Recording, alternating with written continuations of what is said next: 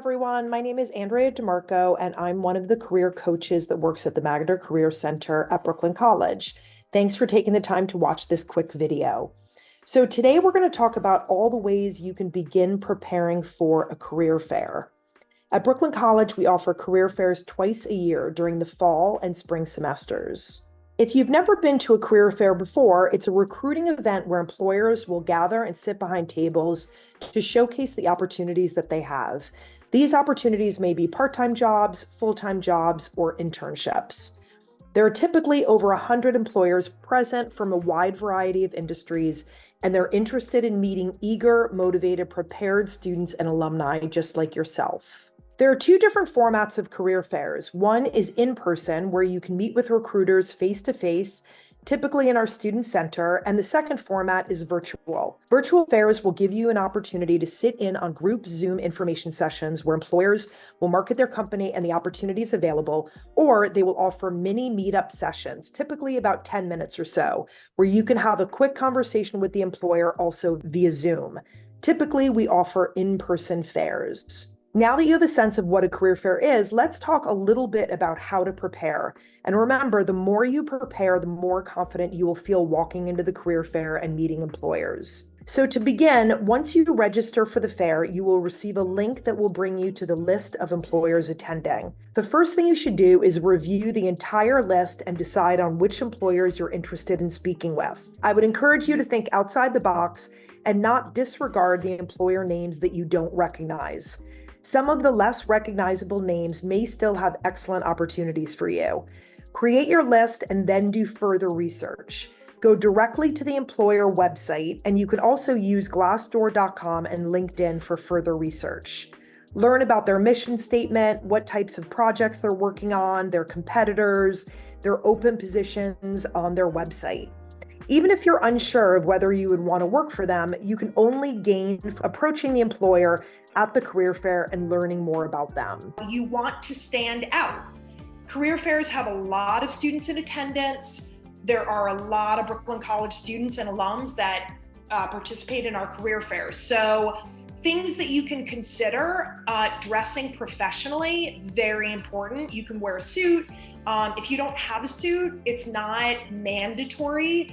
You can wear a button-down shirt, you can wear a cardigan. Just make sure that you look put together and professional. Because what does this say to an employer? It says that you are serious about your career and gaining experience, and you're respectful of their time and consideration.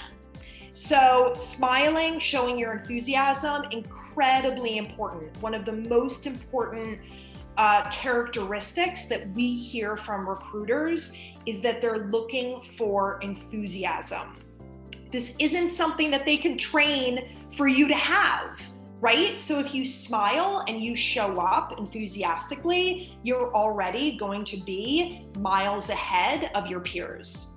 And then have your resume easily accessible if they ask for it.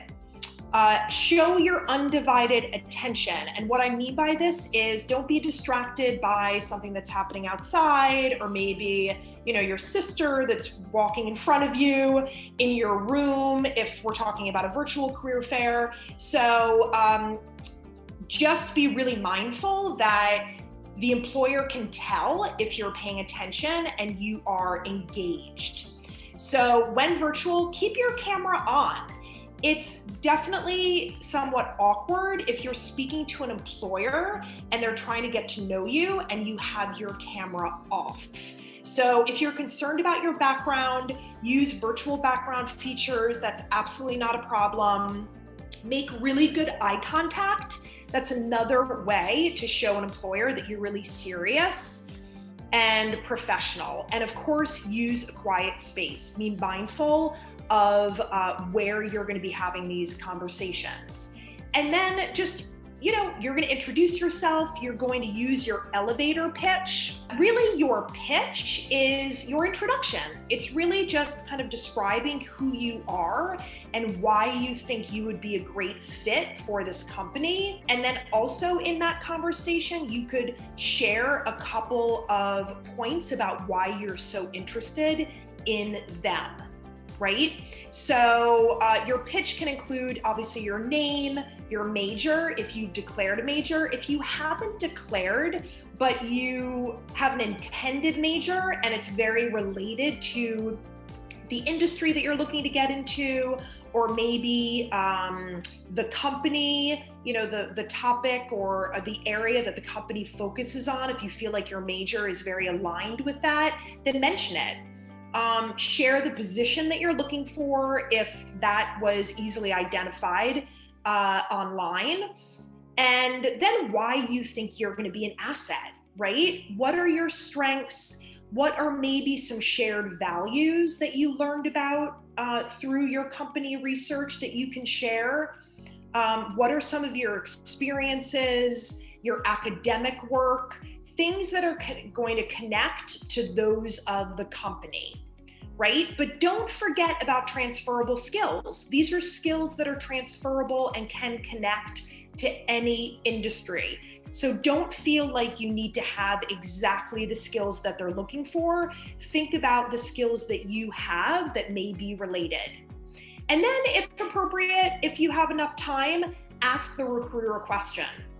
Just make sure that the question that you're asking is not easily found through your research, right? So maybe if you haven't learned exactly what the expectations are of that internship, part-time job, then you can ask that. What are the expectations through this role? Or maybe you didn't learn whether you would be working on a team or whether this would be an autonomous role. Then ask that question. Really, the most important piece, again, is your level of enthusiasm and presentation. So you may not give your pitch to every employer, but you can use these talking points, right, to have a conversation. And remember that your pitch does not need to be perfect.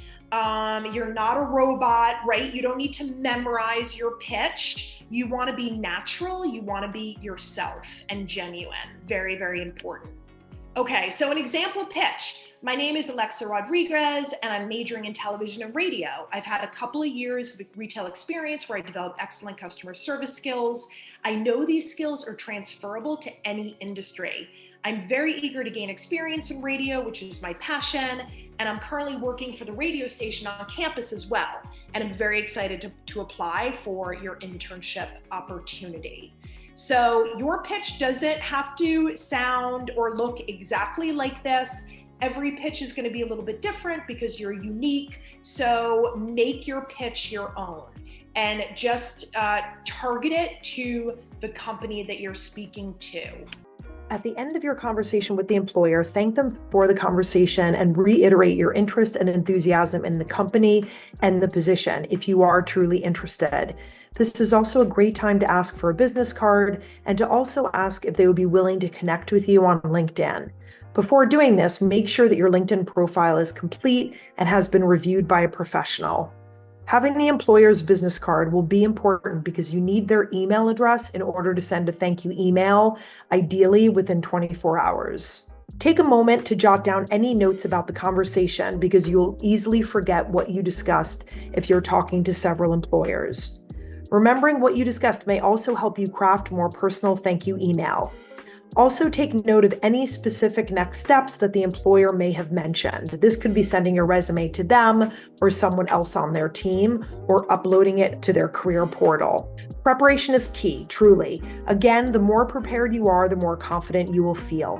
Besides watching this quick video, go to portal.brooklyn.edu to view the list of our preparation sessions, either in person or via Zoom. The career coaches at the Magner Career Center are happy to answer any questions you may have. And finally, good luck to all of you. Congratulations to you for having the motivation to watch this video and taking the first steps towards advancing your career. If you have any questions, email us at careernews@brooklyn.cuny.edu. And be sure to check out our career fair and interview prep webpage below for more information. Thank you so much.